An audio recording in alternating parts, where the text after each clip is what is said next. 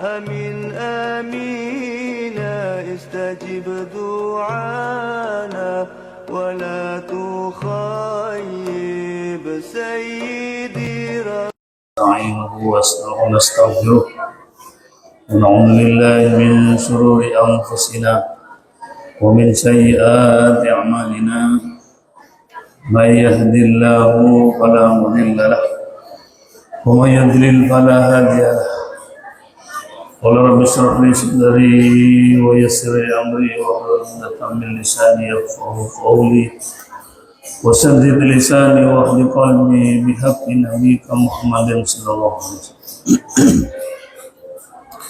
اللهم صل وسلم على سيدنا محمد وعلى آله وصحبه والتابعين والتابعين ومن تبعهم بإحسان إلى يوم الدين.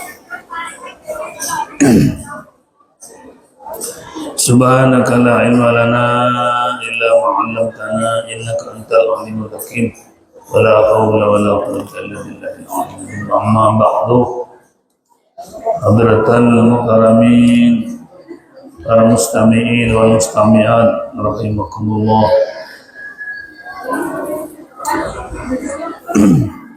Mari kita mulai pertemuan malam hari ini dengan membaca suratul Fatihah. Semoga hadiahnya semoga pahalanya dihadiahkan untuk Rasulullah Muhammad sallallahu alaihi wasallam wa alihi wa sahbihi wa azwajihi wa dzurriyyatihi. Wassalamualaikum rahmatullah. Sudah mampir. Kemudian wa ila ruhi murabbi ruhina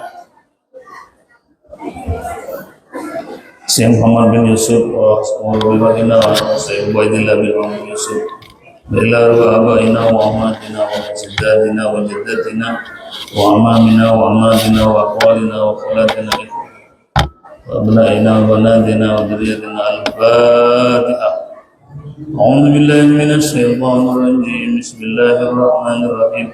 الحمد لله رب العالمين الرحمن الرحيم مالك يوم الدين إياك نعبد وإياك نستعين اهدنا الصراط المستقيم صراط الذين أنعمت عليهم غير المغضوب عليهم ولا الضالين. Bismillahirrahmanirrahim. Kita masuk ke bab yang 199. Babu sunnatil dhuhri. Ini penjabaran dan penjelasan dari sisi dalil atas disunnahkannya sholat sunnah rawatib. Babu sunnatil dhuhri utawi iki iku bab nerangaken kesunahannya bab nerangaken tentang salat sunnah zuhur. Babu sunnatil dhuhri utawi iki iku bab nerangaken salat sunnah zuhur baik sebelumnya atau setelahnya. Qobliyatan wa ba'diyatan. Jadi sholat sunnah rawatib ini sholat yang mengikuti sholat wajib, bisa sebelumnya yang dinamakan qobliyah atau setelahnya nama sholat ba'diyah. Sudah dijelaskan dengan beberapa kali, sudah jelas, dan sekarang tinggal membaca dalil daripada sholat sunnah rawatib yang artinya sholat sunnah yang mengikuti terhadap sholat wajib. Hadis yang pertama,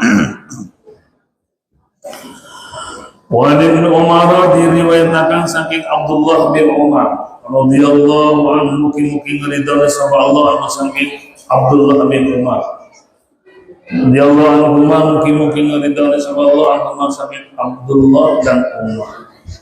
Qala menika sapa Abdullah ing pangandikan sallaitu ma'a Rasulillah sallallahu alaihi wasallam. Sallaitu tahu salat sapa ingsun ma'a Rasulillah sartani Rasulillah sallallahu alaihi wasallam rakaataini ing salat rong rakaat qabla dhuhri sebelum zuhur. Berarti salat sunnah yang dilakukan sebelum zuhur itu atas riwayat atau diriwayatkan dari Abdullah bin Umar, dan Abdullah bin Umar menceritakan kepada yang lain. Berarti ini cukup kuat bahwa memang ada dasar atau dalil yang pernah dilakukan Nabi sholat sunnah 2 rakaat sebelum zuhur. Wa rakaataini lan rakaat ba'daha yang dalam sausi zuhur. Jadi 2 rakaat sebelum zuhur dan 2 rakaat setelah zuhur. Jadi dengan sholat sunnah, dengan sholat zuhur berarti kita sudah melakukan sholat sunnah sebanyak dua kali sebelum dan sesudah. Tabungan sholat sunnah kita dalam sehari semalam. Sebab seperti yang sering diulang-ulang bahwa 6 kali sholat sunnah setelah melakukan sholat wajib, maka ada pahala yang besar, yaitu adalah dibangunkan gedung di surga. Hadis yang kedua, Aisyah tadi diriwayatkan saking Sayyidatina Aisyah radhiyallahu anha, mungkin cerita sama Allah anha saking Sayyidatina Aisyah. Siapa Sayyidatina Aisyah itu, Pak? Sayyidatina Aisyah itu istri Nabi yang paling terakhir. Beliau Sayyidatina Aisyah ditinggal Nabi saat berumur 18. Masih muda sekali, Pak. Jadi Sayyidatina Aisyah ditinggal oleh Nabi saat umur 18 dari umurnya. Artinya Rasulullah meninggal dunia.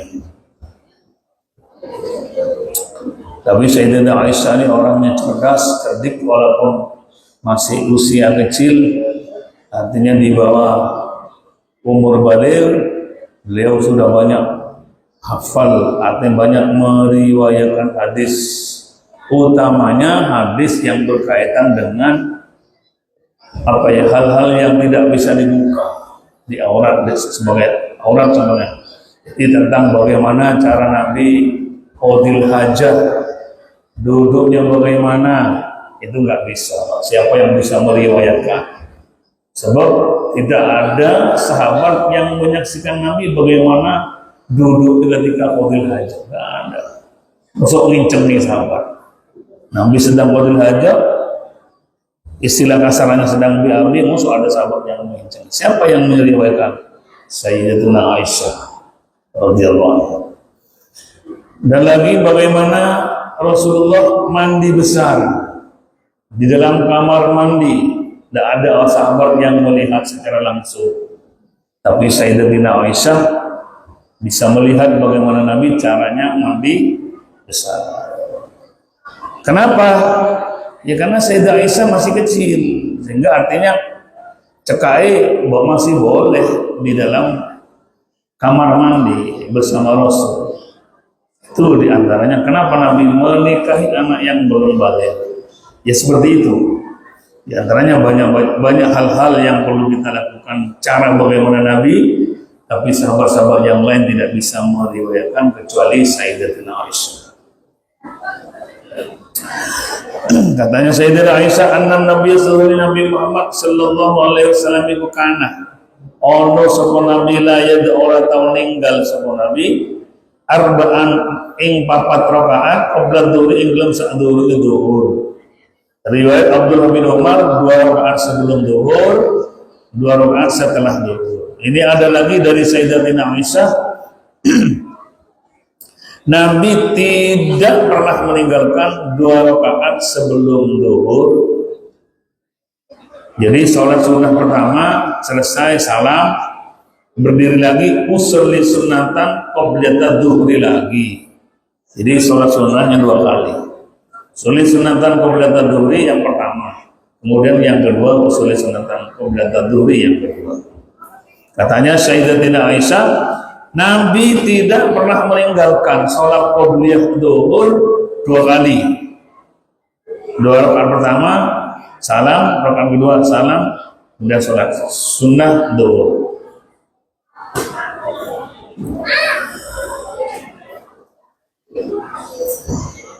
Qobliyah zuhur. Rawahul Bukhari, diceritakan oleh Imam Bukhari. Ada yang ketika wanha saking Sayyidatina Aisyah juga qalat di qasab Sayyidatina Aisyah ingbangandikan kanan Nabi sallallahu alaihi wasallam wa sapa Nabi Muhammad sallallahu alaihi wasallam iku yusolli tau salat sapa Nabi fi baiti ing dalam omah ingsun oleh salat qabla dhuhur ibn sa'dur arba'an papat.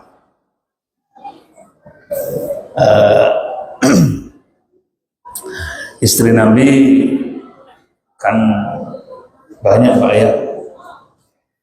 Jadi malam pertama, malam kedua, malam ketiga itu namanya al-qasmu. Al-qasmu itu apa ya? Gilir yang pertama. Ketepaan al-qasmu ada di dalamnya Sayyidatina Aisyah. Sayyidatina Aisyah yang menyaksikan. Beliau Nabi katanya sholat di rumah Sayyidatina Aisyah qabla dhuhur sebelum dhuhur arba'an sebanyak 4. Berarti sholat sunnahnya di rumah. Setelah dari rumahnya istri Nabi yang bernama Sayyidatina Aisyah itu sumbaya kudu mau kali-kali mukonuli betul sapa Nabi ai ilal masjid keluar ke masjid untuk sholat zuhur wa yusalli mukonuli sholat sapa Nabi binasi kelawan menungso. Jadi sholat sunnahnya dilakukan di rumah. Kemudian karena sini menggunakan lafaz summa bukan waw, bukan wayah rujuk, tapi summa yang rujuk berarti ada jeda beberapa saat setelah sholat sunnah tidak langsung ke masjid untuk sholat zuhur bersama sahabat, tapi Nabi ada semacam litarohi. Nah, karena di sini takbirnya menggunakan summa. Jadi summa itu atarohi agak-agak sedikit menunda ya, dari ada jeda beberapa saat tidak langsung sholat bersama manusia. Dan at-tarawih inilah yang dilakukan oleh orang Indonesia utamanya untuk puji-pujian ya apa? Muslimin, muslimah dan seterusnya. Kadang-kadang anak-anak kita itu membaca sholawat setelah adzan, setelah sholat sunnah kemudian tahdhuri sambil menunggu jamaah hadir. Anak-anak kita membaca sholawat, baca zikir sambil menunggu imam. Itu memang di sini karena Nabi menggunakan Sayyidatina Aisyah menggunakan kata-kata sunnah, berarti setelah sholat sunnah di dalamnya nggak langsung masjid, tapi ada semacam at-tarohi sedikit menunda lah, tidak langsung. Ketika mungkin kelihatan sahabat sudah banyak yang hadir di masjid itu, kemudian Rasulullah keluar wa yusalli bin nasi, kemudian sholat bersama manusia, artinya bersama sahabat. Berapa sholat sunnah zuhur sebelum zuhur dilakukan di dalamnya? 4 kali. Sumbaya dulu mau kali masuk atau mlebu sapa Nabi ilal baiti maring rumahnya Sayyidatina Aisyah. Setelah sholat keluar pakai summa juga. Waisali rakaatain mau sholat sapa Nabi rakaatain rakaat. Artinya sholat sunnah di rumahnya Sayyidatina Aisyah 4 rakaat, kemudian keluar ke masjid. Setelah selesai sholat bersama manusia, bersama imam dan sahabat-sahabat, maksudnya kemudian Nabi keluar dari dari masjid menuju dalamnya Sayyidatina Aisyah. Berarti memang di sini Bapak Ibu penjelasannya bahwa sholat sunnah qobliyatul zuhur secara asalnya itu memang disunnahkan dilakukan di rumahnya. Jadi contoh umpama panjenengan mau sholat duhur di sini, yang baik itu dilakukan di rumah, sholat sunnahnya 2 rakaat 2 kali, kemudian berangkat ke sini sholat sunnah di sini. Kalau memungkinkan, kalau itu lebih utama di rumah. Kalau tidak ada beberapa pertimbangan. Tapi kalau di rumah ambiar dengan anak-anak kita kadang-kadang galandoti ketika mau sholat, keaman lebih baik di sini. Ini kondisional istilahnya. Kalau memang lebih aman, ada waktu, ada jeda, sholat sunnahnya di rumah. Kalau rumahnya nggak jauh, kalau rumahnya penggunung, rumahnya perak, mau sholat sunnah di rumah, sholat di sini, tak nututi, berarti kondisional. Nah, kalau begitu berangkat sebelum duhur masuk, berangkat dari rumah, ya sholat sunnah di sini. Kalau di sini sekarang panjenengan nunggu sholat isya sambil mendengarkan pengajian, pas katini wangsul sambil bari wangsul, atau sholat beli akan tidak mungkin. Ya di sini, karena ini sunnah. Andaikan memungkinkan, lebih baik, lebih utama sholat sunnah itu di rumah dulu. Setelah pulang, setelah sholat duhur selesai, pulang sholat sunnahnya di rumah. Itu pun kalau juga memungkinkan. Kalau mau sholat sunnah di rumah seperti Nabi ini, mau pulang ternyata di jalan hujan, uyar kira sholat sunnah. Nah, jadi kembali lagi itu kondisi Allah. Wa kana lan ono sapa Nabi usolli salat sapa Nabi bin nasi kelawan sahabat. Salat yusolli al-maghriba ing salat maghrib. Sumaya dulu mau kari-kari mlebu sapa Nabi ke rumahnya Sayyidatina Aisyah. Fayusalli mau sholat sapa Nabi rakaat ini ing sholat 2 rakaat. Berarti sholat sunnah maghribnya dilakukan di dalam, karena memang rumah-rumah istri Nabi itu di sekitar masjid. Sehingga Nabi setelah sholat maghrib pulang ke rumah istri gilirnya di Sayyidatina Aisyah, kemudian sholat sunnah di sana. Kenapa? Ya rumahnya dekat dan memang lebih utama kalau memang memungkinkan. Wa yusalli bin nasi sumaya dulu, kemudian Nabi sepulang dari sholat maghrib dia dulu masuk ke rumahnya Sayyidatina Aisyah fasolli atai. Wa yusalli dan nulis sholat sapa Nabi bin nasi kelawan sholat isya ing sholat isya.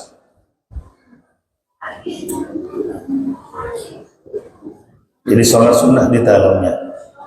Wa yadulu dan nulis masuk sapa Nabi baitia ing omah ingsun katanya Sayyidatina Aisyah. Fasolli rakaat ini kemuli sholat sapa Nabi rakaat ing rakaat sholat sunnah. Jadi sholat ba'diyatal isya, sholat di rumah. Sekali lagi kalau memungkinkan. Kalau di rumah panjenengan ada pengen cucu, mak cilik lucu-lucu, ngelantong, gandok, gendong. Kalau sebenarnya terganggu ya sudah di sini aja. Hadis yang keempat, wa an Ummi Habibah telah diriwayatkan saking Ummi Habibah radhiyallahu anha, mugi-mugi ngridho sapa Allah ing Ummi Habibah. Qala ngendika summa Habibah ing pengendikan qala Rasulullah. Qala Rasulullah ngendika sapa Rasulullah sallallahu alaihi wasallam. Ing dawuh ing pengendikan man hafadha ala arba'i rakaatin. Man utawi sapane wong hafadha iku kang ngreksa sapa man. Ngreksa itu selalu melakukan, selalu menjaga melakukan sholat sunnah qabla duhur, selalu dijaga betul-betul, artinya gak sampai meninggalkan sholat sunnah qabla duhur. Man hafadha utawi sapane wong hafadha lamun nglindungi ngreksa jaga sapa man ala arba'i rakaatin ing atase 4 pira-pira rakaat qabla duhur, sebelum duhur nggih. Salat pertama 2 rakaat, Kemudian setelah salam sholat sunnah lagi setelah itu. Jadi besar mana pahalanya sholat sunnah yang pertama sebelum zuhur, kemudian melakukan sholat sunnah lagi yang kedua, lebih utama sholat sunnah yang kedua. Karena yang pertama itu biasa kulino. Singkat ini mau sholat sunnah yang kedua, roto males. Wis loro wae. Karena loro wae, sing nomor 2 itu lebih utama daripada yang pertama. Biasa sing angel-angel, sing roto males-males itu rata-rata di dalam Islam ini lebih besar pahalanya. Mau sholat sunnah sebelum isya 1 kali, kadang-kadang kita merasa cukup. Padahal untuk kedua kalinya itu lebih utama lagi, lebih besar lagi pahalanya. Apa pahalanya? Kita dulu ada promosi, Pak. Ada promo, ada sponsor, kasarnya sponsor. Sing sapane wong iku salat sunah 4 rakaat sebelum zuhur, wa arba'in lan nglakon 4 rakaat ba'da salat zuhur. Zuhur ya. 2 salam sebelumnya, 2 salam 2 rakaat 2 kali sebelumnya, 2 rakaat setelahnya, berarti 4-4-4-nya sebelum 4 setelahnya. Opo ganjarane harramahullahu 'alan nari, 4 harramahu ngaramaken hu ing man hafadha sapa Allah 'alan nari ing atasi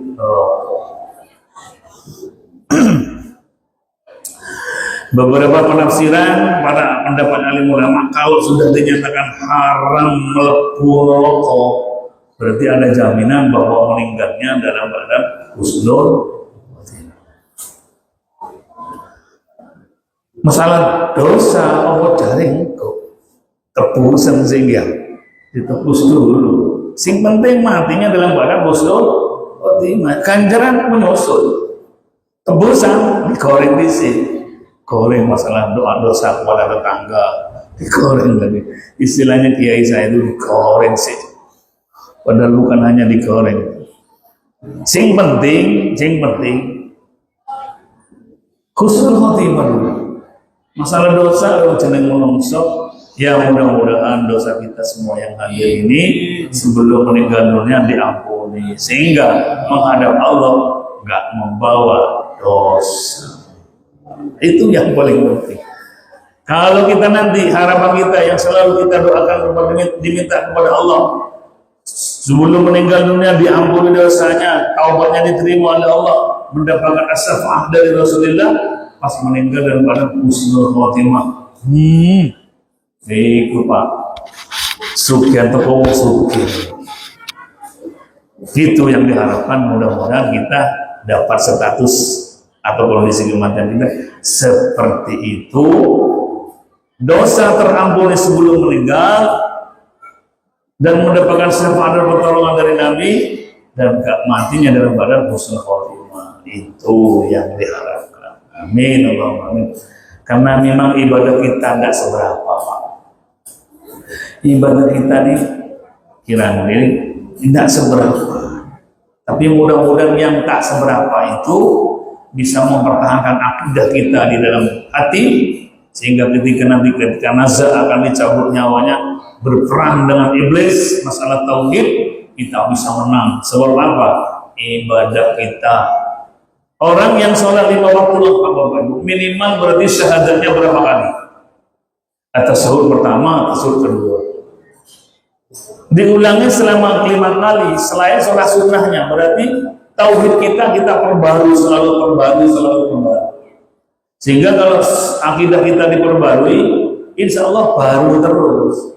Sebab dalam kitab Sulam Tauhid itu, orang muslim yang sudah nyata-nyata muslim wajib memperbarui syahadat, wajib memperbarui kalimat tauhid. Wa illa katanya, maka dia cukup untuk memperbarui ketika kita sholat. Kalau tidak memperbarui secara zikir, maka kita cukup diperbarui akidah kita, tauhid kita saat melakukan sholat. Kadang-kadang pembaruan syahadat ketika akad nikah. Setelah akad nikah, goodbye, nggak ada sudah syahadatnya. Jadi ada yang seperti itu, alhamdulillah. Maka ketika kita melakukan sholat yang 5 waktu, per sholat minimal ada 2 kalimat syahadat yang disebut dalam tasawuf awal dan tasawuf akhir. Itu yang disilakan dalam kitab Sulaman Taufik, bahwa kita wajib memperbarui, nganyari akidah atau tauhid, atau bahasanya orang pedagang itu mengasah pisaunya, mengasah syahadatnya dengan di dalam sholat. Kalau tidak ya di ketika zikir. Berarti orang yang sholat 5 waktu minimal telah memperbarui syahadatnya selama 1 hari 1 malam, paling tidak 10 kali. Syukur-syukur ada qobliyah ba'diyah dan sebelumnya, maka berulang-ulang. Semakin diperbarui, maka akidah semakin tajam, bagaikan pisau yang selalu diasah dan diasah dan diasah. Akhirnya pisau akan masuk pisau yang tajam. Maka ketika pisaunya tajam, syahadatnya tajam, tidak gampang terkalahkan oleh iblis. Amin Allahumma. Orang yang sunnah menjaga selalu dan selalu tidak ditinggalkan. Artinya sholat sunnah sebelum zuhur 4 rakaat, 2 salam 2 salam, dan 4 setelah zuhur 2 rakaat salam 2 salam. Apa janji Allah? Haramahullahu, ngaramakan sahu ing orang yang sholat qobliyah ba'diyah secara 4 itu, sapa Allah alam nari ingatasi api neraka.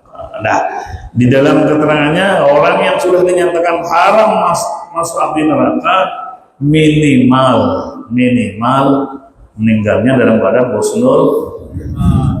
Berarti ada lagi indikasi bahwa orang yang sholat seperti itu, sholat sunnah sebelum zuhur 4, sholat ba'diyah setelah zuhur 4, maka kalau ada pernyataan tiba diharamkan api neraka, berarti dosanya diampuni sebelum meninggal dunia, sehingga lancar-lancar saja masuk ke dalam surga.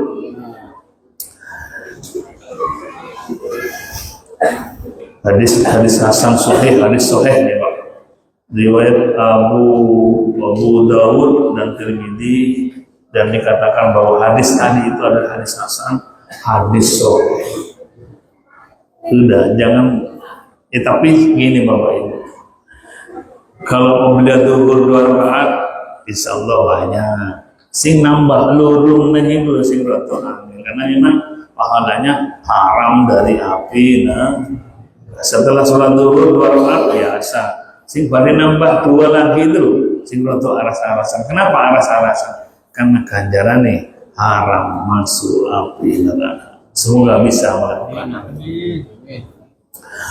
Hadis yang kelima ini sebetulnya dalil dari penjelasan di muka.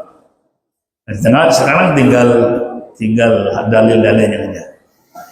Hadis yang kelima, wa Abdullah bin Sa'id, diriwayatkan saking Abdullah bin Sa'id radhiyallahu anhu, mungkin cerita sallallahu anhu saking Abdullah bin Sa'id, anna Rasulullah sallallahu alaihi wasallam, sedun Nabi Muhammad sallallahu alaihi wasallam iku yusolli salat sapa Nabi arba'an ing 4 rakaat ba'da an tazula ing dalam sa'wisi ing dalam semarine kingsir sapa samsu matahari. Berarti adzan lah gampangnya kalau di Indonesia, Surabaya begitu waktu masuk adzan. Setelah adzan surah 4 rakaat. Qabla dhuhur, sebelum dhuhur. Ini lagi memperkuat dalil buka bahwa sholat sunnah sebelum zuhur itu 4. 2 boleh. Gak sholat sunnah pun juga boleh, tapi kalau boleh sampai kalau berkah. Waqala nan nuling ndika sapa Nabi, innaha sa'atun tuftahu fiha abwabus sama. Innaha setuhune nur zawal syamsi, waktu zawal syamsi sebelum duhur iku saatun, waktu atau saat tuh tahu kang den buka fiha ing dalam saat opo abwaabus samai, opo biro-biro lawangi langit. Fa'uhu mongkon oleh seneng sapa ingsun ayas ada ing yen to munggah li kanggo ingsun karo ingsun fiha ing dalam saat opo amalun sholihun, opo amal sing apik. Gini loh Bapak, kata Nabi, satu saat sebelum zuhur adzan bagi setelah adzan kemudian ada waktu jeda untuk melakukan sholat sunnah dua rakaat, 4 rakaat maksudnya. Kenapa di sana Nabi senang sekali melakukan sholat itu? Iya kata Nabi, karena saat waktu kurang lebih 2 rakaat 2 kali itu kata Nabi pintu langit dibuka. Terus kenapa kalau dibuka? Nabi melanjutkan, "Fawibu ayyas adali fiha amalun sholih." Maka aku suka sekali, senang sekali ketika langit dibuka itu amal-amalku diangkat oleh Allah. Amal baiknya diangkat oleh Allah itu adalah sholat qabliyah zuhur sebanyak 2 kali, yaitu 2 rakaat. Jadi kenapa Nabi senang sekali sholat sunnah sebelum zuhur 2 kali? Karena waktu itu pintu langit dibuka sebelum sholat zuhur diiqamati. Nah, memang ada hadis lagi Bapak Ibu, la turaddu du'a'u, doa itu tidak akan ditolak oleh Allah kapan? Antara adzan dan iqamah. Ya. Adzan selesai kemudian panjenengan sholat sunnah sebelum iqamah. Ini adalah waktu yang sangat makbul, sangat qabul, bisa diterima. La turaddu, tidak ditolak. Doa bahasa Madura sakit, bahasa Jawa boleh, bahasa yang Bapak bisa boleh, doa yang ala mengambil doa yang di Al-Quran boleh. Sing paling khusyuk biasanya menggunakan bahasa sendiri. Allah, hambamu ini banyak dosa ya Allah, banyak hutang ya Allah. Udah sampaikan, ini nggak apa-apa bahasa Madura boleh ya Allah. Oleh karenanya, karena hutang itu memang kebutuhan yang berdesak ya Allah, untuk menikahkan anak saya ya Allah. Sekarang masih banyak ya Allah, Tuhannya hujan ya Allah, sampai. Oleh karenanya berilah kami rezeki ya Allah untuk menutupi semuanya. Boleh, sampai hanya punya Tuhan Allah kan. Katanya mengeluh, katanya mengadu, menanjat kepada siapa kalau bukan kepada Allah. Kapan banyak waktu-waktu yang mustajab, istijabah itu banyak, diantaranya antara adzan dan iqamah, diantaranya lagi antara khutbah 2 lagi. Khutbah pertama imam duduk, muraqi bilang Allahumma sholli ala sayyidina Muhammad dan seterusnya. Itulah saat yang kok umpama hujan itu tepat terus-terusnya dikabul. Ya bahasa Madura boleh, kamu dulu bisa. Ya Allah, sampaikan pakai bahasa panjenengan sendiri. Jangan keras-keras Pak, jangan didengar orang sebelah. Tentang uang diambil tamil. Jangan benar. Ya sekedar bisik-bisik didengar sendiri. Serius, goyon tapi serius. Jadi ada waktunya. Ketika lagi kapan waktu mustajab? Saat nuzulul matar, hutan terus. Sampaikan. Karena malaikat di sana mendoakan, sampaikan. Sing paling banter kok toro hutan itu katanya abah saya saat jam 1/3 malam akhir. Itu kok hutan paling terwersi, artinya dikabulkan oleh Allah 1/3 malam terakhir. Artinya sholat tahajud dulu, sholat hajat, sholat witir, kemudian sampaikan doa sampai munajat, namanya itu bisik-bisik. Sekali lagi, apa munajat itu? Munajat itu melaporkan tentang apa yang terjadi pada diri Bapak Ibu. Yang terjadi, ya Allah, anak saya yang ketiga ini, ya Allah, sulit aturannya. Itu namanya atur-atur. Yang namanya anak nomor 3 itu, ya, umpama contoh ini. Pada uang, Masya Allah, sampai atur semua diatur. Itu namanya munajat. Setelah apa dikatakan munajat watul? Walaupun panjenengan gak laporan dengan pangeran, Allah tahu bahwa panjenengan banyak hutang. Gak usah laporan, aku ngerti. Kau cerot goyang, aku ngerti aku awak makin hutangin. Tapi dengan cara munajat dicampaikan, diceritakan semua yang terjadi pada diri kita, kemudian dibalik itu oleh karena ya Allah kabulkan doa kami ya Allah. Jadi bla bla bla bla bla. Sampaikan semua tuntas-tuntasnya. Sehari, 2 hari, 3 hari, 4 kali sampai sebulan gak akan diterima. Pasti diterima, Pak. Kalau misalnya wah, mereka pulang, sekarang gak ada lagi ya, kurang seru. Kalau berulang-ulang, insya Allah dikabulkan. Jadi ada waktu sebelum sholat zuhur, antara adzan artinya setelah matahari tergelincir, itu maksudnya adalah masuk waktu sholat sunnah 2 rakaat 2 kali.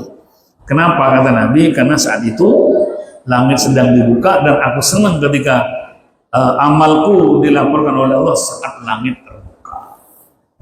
Ya, semoga bisa saja bisa melakukan. Di siang ke-6, wa Aisyah radhiyallahu anha diriwayatkan saking Sayyidatina Aisyah radhiyallahu anha mungkin ridwan sallallahu anha saking Sayyidatina Aisyah. Annan nabiyya sallallahu Nabi Muhammad sallallahu alaihi wasallam bukan Allah subhanahu nabi idza lam yusalli arba'an qabla dhuhri. Idza lam yusalli ing dalem nalikane ora salat sapa nabi arba'an ing 4 rakaat qabla dhuhri, sebelum zuhur. Umpama Nabi gak sempat sholat zuhur sebelum tidak sempat sholat sunnah sebelum zuhur 4 rakaat itu gak sempat. Sebelumnya ya kan Nabi sama-sama juga manusia Pak. Dalam satu sisi basyarun tapi lakal basyar. Satu sisi Nabi bisa ada kesibukan, ada tamu, kadang tamunya gak ngerti, sudah tidur semangga akan sudah pirang-pirang gak mulai-mulai. Sampai butuh ngerti Pak. Moga sampai nunjuk. Gak diunjuk-unjuk. Padahal itu orang tuan rumahnya udah mulai karena gitu. Monggo sampai sambil. Monggo. Kalau sudah diulang-ulang monggo disambil diunjuk itu berarti kasarannya suruh berulang. Tambah kerasan. Artinya bisa mengikuti. Makanya oleh karena mungkin Nabi tidak sempat sholat sunnah sebelum zuhur 2 kali ini mungkin bisa jadi karena ada tamu, memang tamu butuh dari jauhnya, rumahnya jauh, tidak ada transportasi. Kalau punya unta numpak unta, tapi kalau nggak bisa ya jalan dari jauhnya menuju Nabi untuk menyampaikan keluhan. Akhirnya mungkin beliau tidak sempat sholat sunnah zuhur sebelum zuhur. Bagaimana?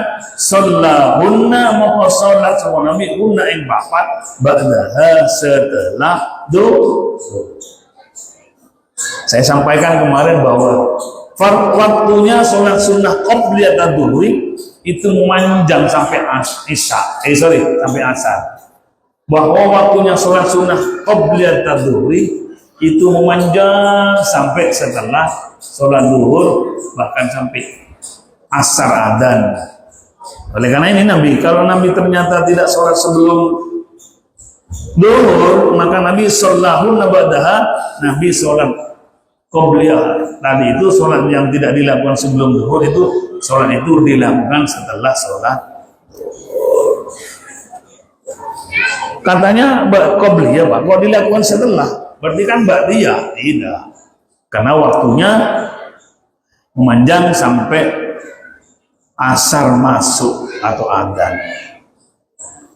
Jadi setidak sempatnya Nabi sholat sebelum zuhur, saking besarnya pahalanya oleh Nabi dilakukan setelah zuhur. Bab berikutnya babu sunatil asri, bab salat sunat asar. Berarti rawatib di sekitar asar bisa qobliyah, ba'diyahnya nggak ada. Setelah asar, salat asar itu yang ada hanya qobliyah asri, yang ba'diyah asri tidak ada. Beda dengan maghrib ada. Dan kita jelaskan. An Ali bin Abi Thalib diriwayatkan saking Ali bin Abi Thalib. Ali bin Abi Thalib ini sinten, Pak? Pamannya Nabi, karena Abi Thalib ini adalah saudaranya Sayyid Abdullah. Sayyid Abdullah bapaknya Sayyidina Rasulullah, sedangkan Abu Thalib adalah paman Nabi. Abu Thalib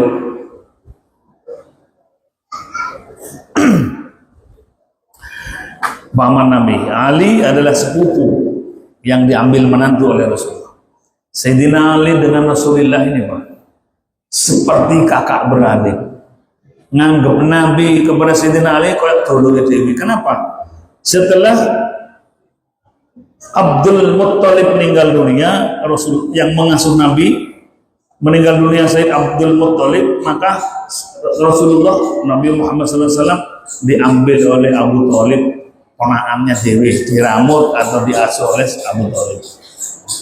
Saat Rasulullah masuk ke rumahnya Abu Thalib, Sayyidina Ali belum lahir. Ketika Nabi Muhammad sudah di dalamnya Abu Thalib, Sayyidina Ali belum dilahirkan. Terus data kok Sayyidina Ali dilahirkan seperti adiknya sendiri, digendongnya, dirambutnya. Kok terus sekarang itu dibawa tulis kemana-mana ya, sekarang adiknya sendiri. Sehingga wasiat dan pesan-pesan kepada Sayyidina Ali itu banyak yang dihafal oleh Sayyidina Ali. Hai Ali, hai Ali, hai Ali, hai Ali, sampai jadi satu kitab. Pesannya Rasulullah pada Sayyidina Ali itu lebih dari sekedar sering, selalu dan selalu. Ya Ali, ya Ali. Itu namanya kitab Wasiatul Mustafa pada Sayyidina Ali. Saking dari seringnya, dan berarti kalau sering kan sayang berarti. Jadi Sayyidina Ali selalu dipesan oleh Nabi, hei Ali, ya Ali, ya Ali, itu ditampung, dikumpulkan, ditulis menjadi satu kitab. Di pesannya Sayyidina Ali, ya Rasulullah pada Sayyidina Ali itu ditulis menjadi kitab. Ya Ali, ya Ali, itu ada namanya kitab, namanya Wasiatul Mustafa pada Sayyidina Ali. Jadi Sayyidina Ali tidak mustahil kalau hafal banyak hadis, karena memang banyak yang mendengar secara umum tidak sering, dan yang mendengar khusus dari Nabi juga sering. Sehingga dikatakan ya Ali, pokoknya di awal itu ya Ali, mesti itu adalah kitab Wasiatul Mustafa. An Ali bin Abi Thalib diriwayatkan saking Sayyidina Ali bin Abi Thalib radhiyallahu anhu, mungkin ridwan sallallahu saking Abu Thalib. Mula ngendika sapa Nabi, mula ngendika sapa Ali, ing pangandikan kanan Nabi sallallahu alaihi wasallam, ono sapa Nabi iku yusolli sapa Nabi qabla al-asri saja, badal asri tidak ada. Arba'a raka'atin, sebanyak 4 rakaat. Yafsilu bainahunna bit taslimi 'alal malaika, yafsilu kang misah bainahunna ing dalam antara 4 rakaat bit taslimi dengan salam. 'Alal malaikati, ngatas malaikat al-muqarrabin kang para jidat dengan Allah. Waman tabi'ulan wa kang anut sapa man hum ing malaikat minal muslimin, orang muslim mukminin. Artinya salat asar ini hanya sebelum, setelah asar tidak ada. Demikian Bapak Ibu yang dimuliakan oleh Allah Subhanahu wa taala, semoga kita bisa menambahi salat fardu 5 kali, nambah minimal salat sunnah 6 minimal itu. Sehingga kita mendapat jaminan mendapatkan gedung di surga. Amin. Amin. Al-Fatihah.